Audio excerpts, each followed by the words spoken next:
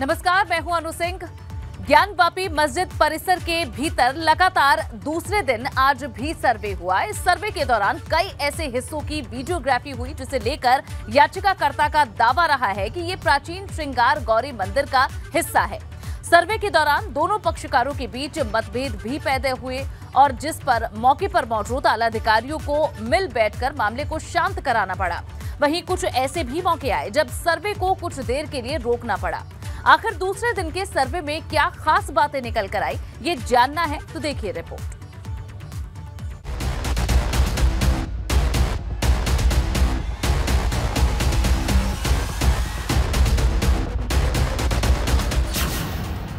ज्ञानवापी परिसर का लगातार दूसरे दिन सर्वे।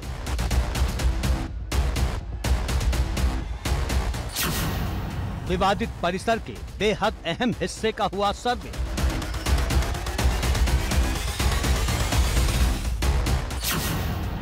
परिसर की दीवार के बड़े हिस्से का सर्वे पूरा। मंदिर के किनारे किनारे का हिस्सा, अगर बात करें ज्ञानवापी परिसर के किनारे किनारे का हिस्सा, गुंबद का हिस्सा, इसका सर्वे हुआ। बड़े नंदी की मूर्ति का हुआ सर्वे। आज जो सर्वे हुआ है वो मंदिर में जो ज्ञानवापी परिसर के बाहर जो बड़े नंदी मौजूद है उनका सर्वे हुआ है। तहखाने के ऊपरी हिस्से की हुई वीडियोग्राफी। गुंबद का हुआ सर्वे। पहले तल की हुई वीडियोग्राफी। शनिवार को दूसरे दौर के सर्वे का पहला दिन था। रविवार को दूसरे दिन का सर्वे पूरा हो चुका है और अब सर्वे के लिए सिर्फ एक दिन बचा है। इसमें भी सिर्फ सुबह 8 बजे से दोपहर 12 बजे के बीच का ही वक्त है। यानी अब सर्वे के लिए कोर्ट कमीशन के पास सिर्फ 4 घंटे बाकी हैं। 17 मई को अदालत में कोर्ट कमीशन को पूरी रिपोर्ट पेश करनी है। कागजी कार्रवाई के बाबत कमिश्नर महोदय ही अपना रिपोर्ट दे पाएंगे। तो क्या कल भी वीडियोग्राफी होती रहेगी? कमिश्नर महोदय में जो विशाल सिंह जी हैं वो नेतृत्व कर रहे हैं, उनके अंदर कई लोग हैं और जैसे अजय मिश्रा भी हैं, अजय सिंह भी हैं, तो लोग अपना तैयार करेंगे। उनसे हम उसे बता पाएंगे क्या कर रहे हैं वो। कमीशन कार्रवाई ठीक है। हाँ, कार्रवाई माना जाए। अब कल कौन देखा है यार क्या होगा, माना जाए कल हो जाएगा। सोमवार को एडवोकेट कमिश्नर अजय मिश्रा की अगुवाई में कोर्ट कमीशन एक बार फिर से ज्ञानवापी मस्जिद के विवादित परिसर में जाएगा और इस दौरान सूत्रों की माने तो पश्चिमी दीवार के नीचे के कमरे, जिसे व्यास जी का कमरा कहा जाता है, टीम इसका जायजा लेगी। रविवार को इस कमरे की साफ सफाई का काम पूरा करवा लिया गया। सर सब कुछ अच्छा हो रहा है। बस अब अभी हम लोगों से कुछ भी मत पूछिए, जो कुछ बताएंगे आगे समय बताएगा। सर कमिश्नर महोदय जो कुछ भी आदेश देंगे वो हम लोग शूट करेंगे। हाँ, शूट करने के बाद मेमोरी कार्ड हम लोग जमा कर देते हैं, वहीं का वहीं रोज नया मेमोरी कार्ड लेते हैं और वहाँ जमा कर देते हैं। वाराणसी के सिविल जज सीनियर डिवीजन कोर्ट ने 12 मई को सर्वे पर रोक लगाने की मांग के मस्जिद पक्ष के अनुरोध को खारिज कर दिया था। तब कोर्ट ने पूरे परिसर के सर्वे के आदेश दिए थे। यहाँ तक कहा था कि अगर इसमें कोई बाधा डाले तो उस पर फौरन FIR दर्ज कर सख्त एक्शन लिया जाए। कोर्ट के आदेश के मुताबिक अब तक के सर्वे में ज्ञानवापी के विवादित परिसर के ज्यादातर हिस्से की वीडियोग्राफी हो चुकी है। रविवार को इस दौरान दोनों पक्षों में विवाद की नौबत भी आई, जिसे अधिकारियों ने हस्तक्षेप कर फौरन सुलझा लिया। इस दौरान कुछ देर तक सर्वे का काम भी रुका रहा। कोई रोना नहीं, सबका सहयोग मिल रहा है। शासन प्रशासन, वादी प्रतिवादी सभी का भरपूर सहयोग मिल रहा है। नहीं, वो बाधाएं स्थल पे मौके पे जो कुछ रहती है वो थोड़ा सा नेचुरल, वो तो रहेगा, वो तो थोड़ा सा रहता है जो है, उसके वजह से टाइम लग रहा है। अब वो टाइम आधा घंटा। हाँ, 12 बजे के बाद नहीं 12 बजे के बाद नहीं हुआ, 12 बजे खत्म हो गया है। 3 कोर्ट कमिश्नर और सभी पक्षकारों की मौजूदगी में सर्वे का काम हुआ। इस दौरान सुरक्षा के सख्त इंतजाम किए गए थे। विवादित परिसर के चारों तरफ चप्पे चप्पे पर पुलिसकर्मी तैनात थे। एहतियातन ज्ञानवापी के संयुक्त द्वार नंबर 4 से श्रद्धालुओं के परिसर के भीतर जाने पर 4 घंटे तक रोक रही। काशी विश्वनाथ के दर्शन के लिए आए भक्तों को ढूंढीराज गणेश और गंगा नदी गेट के जरिए मंदिर तक भेजा गया। इस दौरान तमाम आला अधिकारी मौके पर ही मौजूद रहे। प्रशासन की तरफ से कोर्ट कमीशन की मांग के मुताबिक तमाम जरूरी सामान मुहैया करवाए गए। मंदिर परिसर के कुछ हिस्सों में रोशनी का खास इंतजाम करवाया गया। सूचना विभाग के वीडियोग्राफर और फोटोग्राफर मौजूद रहे। प्राधिकरण के ड्राफ्ट्समैन भी यहां तैनात रहे। तहसील के राजस्व कर्मचारी भी मौजूद रहे। जरूरी तादाद में मजदूरों का भी प्रशासन ने इंतजाम किया था। कोर्ट कमीशन ने रविवार के सर्वे के बाद ये तय किया कि सोमवार को भी ज्ञानवापी के भीतर सर्वे का काम जारी रहेगा। सुबह 8 बजे एक बार फिर सभी पक्षकार मौके पर पहुंचेंगे। कल भी कार्रवाई चलेगी। वो हाँ, सारे बिंदु पे जो है, जो जहाँ जहाँ सर्वे करना है वो सारे बिंदु पे कल मिला करके पूरा सर्वे कल पूरा हो जाएगा। परसेंटेज तो कमिश्नर साहब बताएंगे, लेकिन कल 1 से 1.5 घंटे का काम और है। अब सबकी नजरें इस बात पर टिकी हैं कि आखिर तीसरे दिन के सर्वे में कोर्ट कमीशन को यहां से कौन से ऐसे सबूत मिलते हैं जिसकी श्रृंगार गौरी केस में बड़ी भूमिका हो सकती है। एबीपी गंगा के लिए वाराणसी से नीतीश पांडे और मोहम्मद मोइन के साथ वीरेश पांडे की रिपोर्ट।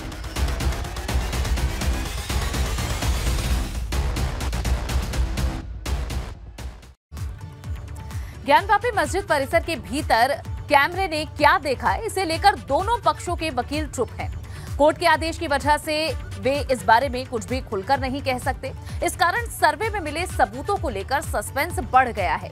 लेकिन जिस तरह से दोनों पक्षों की तरफ से लगातार कहा जा रहा है कि उनके दावे और मजबूत हुए हैं, उससे साफ है कि इस सर्वे में कई चौंकाने वाली बातें सामने आई हैं और आने वाले दिनों में इस केस पर होने वाली बहस में इससे जुड़ी हुई दलीलें दमदार साबित होंगी।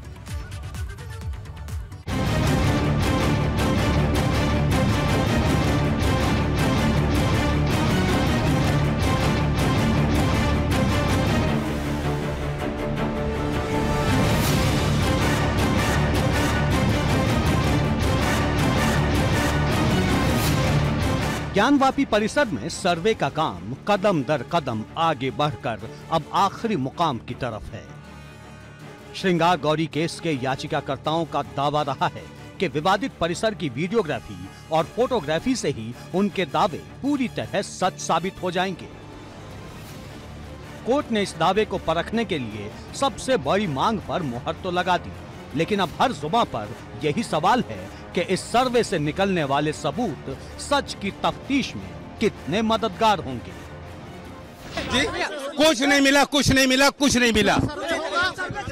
हाँ, सर्वे से संतुष्ट हैं, बिल्कुल संतुष्ट हैं।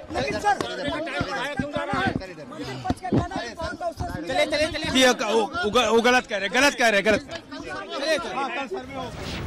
ये वो वक्त है जब दोनों ही पक्षों के वकील साफ साफ कुछ भी बोलने को तैयार नहीं।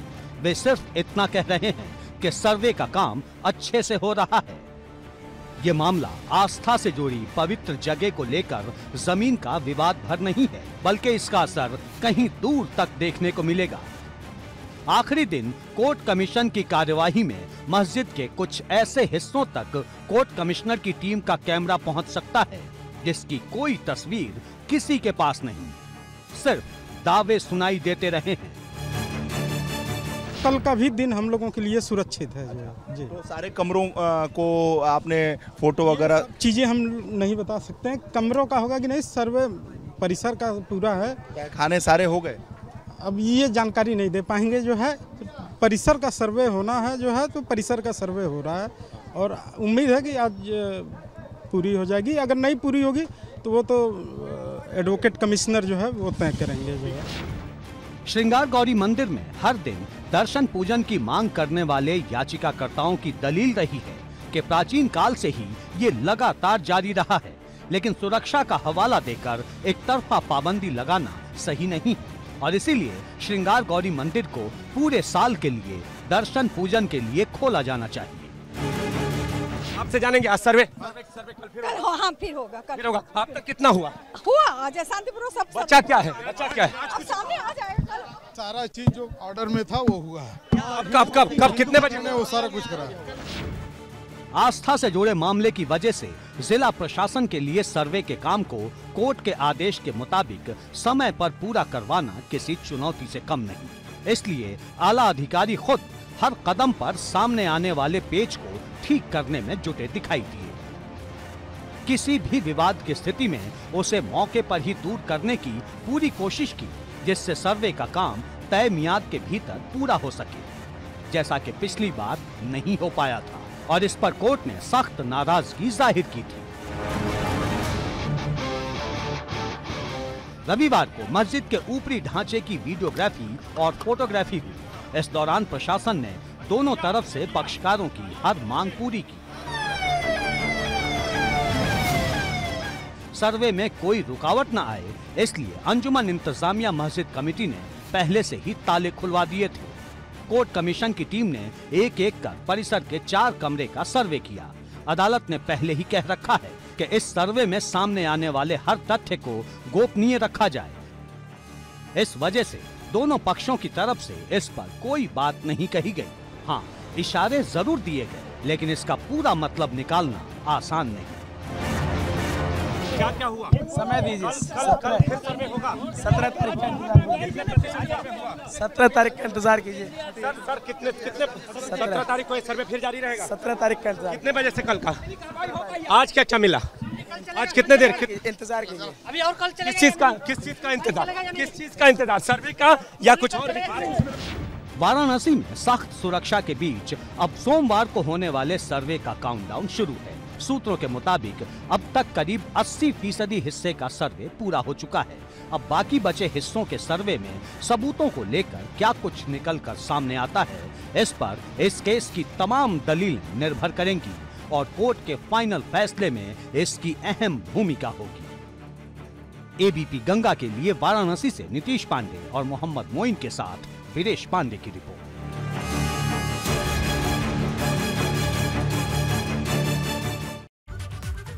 और अब बात विकास का बुद्ध संकल्प। बुद्ध पूर्णिमा के मौके पर पीएम मोदी कुशीनगर और नेपाल की धरती से भगवान बुद्ध को नमन करेंगे। बुद्ध पूर्णिमा का ये मौका बेहद खास है और साथ ही खास है पीएम मोदी का दौरा भी। प्रधानमंत्री के इस दौरे से जुड़ी हर एक खबर, हर एक तस्वीर हम आपको दिखाएंगे अपनी इस रिपोर्ट में।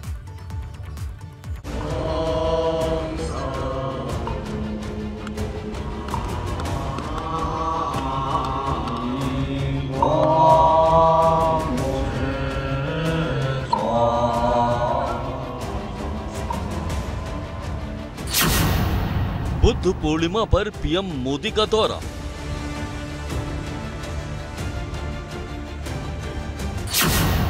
कुशीनगर और नेपाल से भगवान बुद्ध को प्रणाम।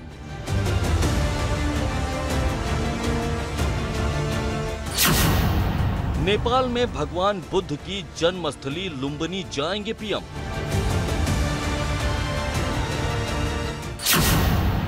लुम्बिनी से कुशीनगर पहुंचेंगे पीएम मोदी। बुद्ध की महापरिनिर्वाण स्थली पर करेंगे विशेष पूजा। बुद्ध पूर्णिमा के मौके पर पीएम मोदी भगवान बुद्ध को नमन करने कुशीनगर आ रहे हैं। बुद्ध पूर्णिमा का ये दिन बेहद खास है और ये पहला मौका है जब भारत के प्रधानमंत्री इस दिन कुशीनगर में भगवान बुद्ध की महापरिनिर्वाण स्थली पर पूजन अर्चन के लिए पहुंच रहे हैं।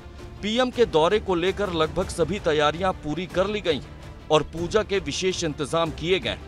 यह पहली बार है कि देश के यशस्वी प्रधानमंत्री बुद्ध पूर्णिमा के अवसर पर कुशीनगर दर्शन करने के लिए आ रहे हैं, पूजा बंदन करने के लिए आ रहे हैं और पूरी दुनिया को मैत्री और करुणा का संदेश देने जा रहे हैं। माननीय प्रधानमंत्री जी का स्वागत करने के लिए कुशीनगर भिक्षु संघ तत्पर है। भगवान बुद्ध की महापरिनिर्वाण शैया में लेटी हुई प्रतिमा का वो दर्शन करेंगे। जब प्रधानमंत्री जी का मंदिर में प्रवेश होगा तो जो उपस्थित भिक्षु लोग हैं प्रधानमंत्री जी को अंग वस्त्र दे करके उनका स्वागत करेंगे। लेकिन कुशीनगर से पहले पीएम मोदी नेपाल में भगवान बुद्ध की जन्मस्थली लुम्बिनी भी जाएंगे।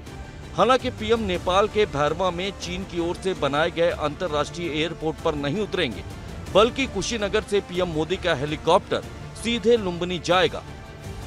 अब आपको पीएम मोदी का पूरा कार्यक्रम बताते हैं। कल दिल्ली से सुबह 8 बजे विशेष विमान से कुशीनगर रवाना होंगे पीएम मोदी।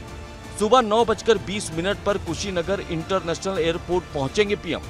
सुबह 9:25 पर MI-17 हेलीकॉप्टर से नेपाल के लुम्बिनी के लिए उड़ान भरेंगे।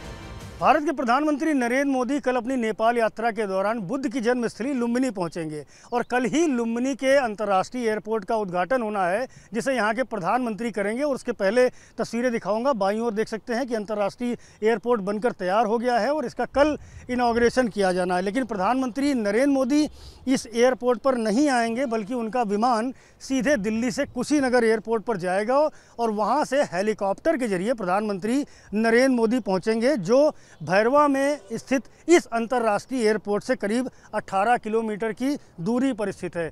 इस एयरपोर्ट में आप देख सकते हैं कि तैयारियां लगभग पूरी हैं। यहां अधिकारियों की पूरी टीम निरीक्षण कर रही है, दौरे कर रही है, सुरक्षा के इंतजाम देखे जा रहे हैं।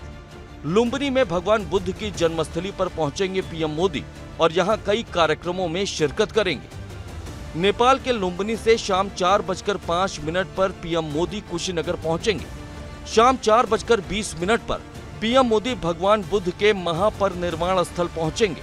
शाम 4:30 बजे तक मंदिर में ही रहकर पूजा अर्चना करेंगे पीएम मोदी और शाम 4:50 पर कुशीनगर एयरपोर्ट से लखनऊ के लिए उड़ान भरेंगे। लखनऊ में कालिदास मार्ग पर शाम 6 बजे से 6:45 तक का वक्त रिजर्व रखा गया। इस दौरान पीएम मोदी खास लोगों के साथ मुलाकात करेंगे। शाम 6:45 से रात 9 बजे तक योगी सरकार के मंत्रियों के साथ पीएम मोदी अहम बैठक करेंगे और रात 9:05 पर कालिदास मार्ग से लखनऊ एयरपोर्ट के लिए रवाना होंगे पीएम मोदी और रात 9:30 बजे पीएम मोदी लखनऊ से दिल्ली के लिए रवाना हो जाएंगे। पीएम मोदी का ये दौरा काफी अहम है। मौका बुद्ध पूर्णिमा का है और देखने वाली बात ये होगी कि मैत्री और करुणा का संदेश देने वाले भगवान बुद्ध की धरती से पीएम मोदी क्या संदेश देते हैं। Bureau report, ABP Ganga.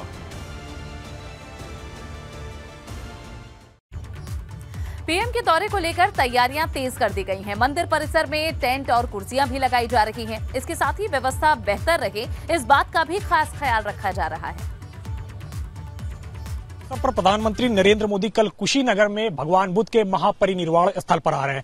मैं इस वक्त वहीं पे मौजूद हूं और आप पीछे जो मंदिर देख रहे हैं वही भगवान बुद्ध का महापरिनिर्वाण स्थल है। यहाँ पे अगर बात करें तो प्रधानमंत्री के आगमन को लेकर के तैयारियां काफी तेज हो गई है। प्रधानमंत्री का केवल यहाँ पे 15 मिनट का कार्यक्रम है, जहां पे वो आएंगे, भगवान बुद्ध का दर्शन करेंगे, पूजन करेंगे और भगवान बुद्ध की जो मूर्ति है उस पर वो चादर चढ़ाएंगे और इसके बाद वापस लखनऊ के लिए रवाना हो जाएंगे। प्रधानमंत्री के आगमन से पहले किस तरीके से तैयारी हो रही है आप देखिए कि सामने टेंट लग रहा है। प्रधानमंत्री उधर भी जाकर के वहां पे बैठेंगे और कुछ लोगों से वहां पे मुलाकात भी करेंगे, खासतौर से जो स्थानीय प्रतिनिधि हैं उनसे मुलाकात करेंगे।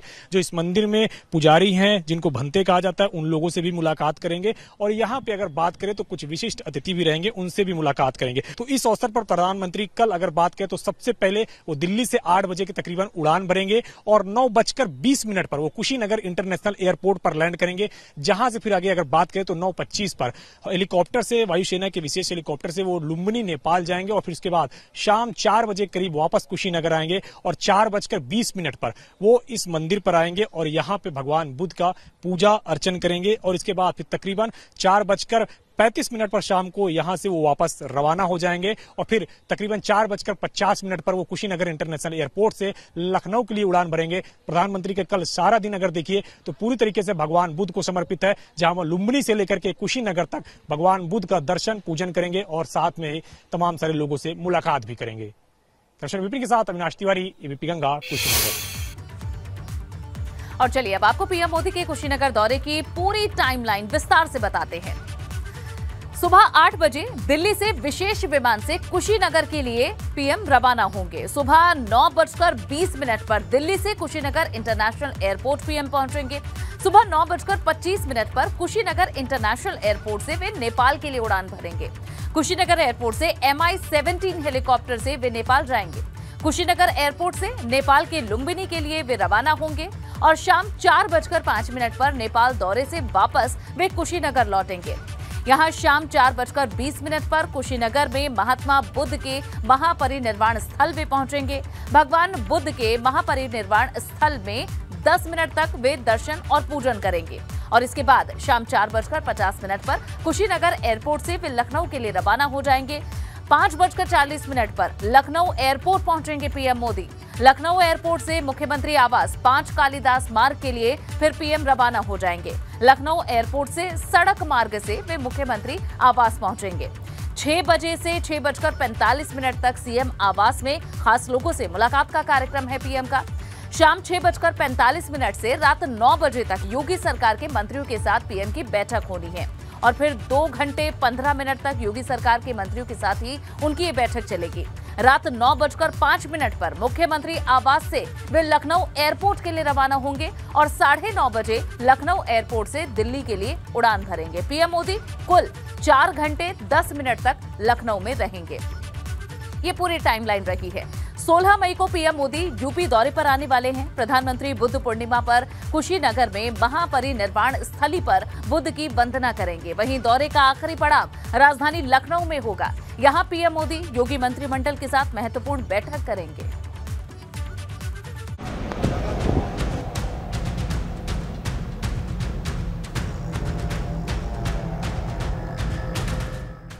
पूरी दुनिया को सत्य, अहिंसा, प्रेम और मानवता का संदेश देने वाले तथागत भगवान बुद्ध के महापरिनिर्वाण स्थली कुशीनगर में बुद्ध पूर्णिमा पर प्रधानमंत्री नरेंद्र मोदी आने वाले हैं।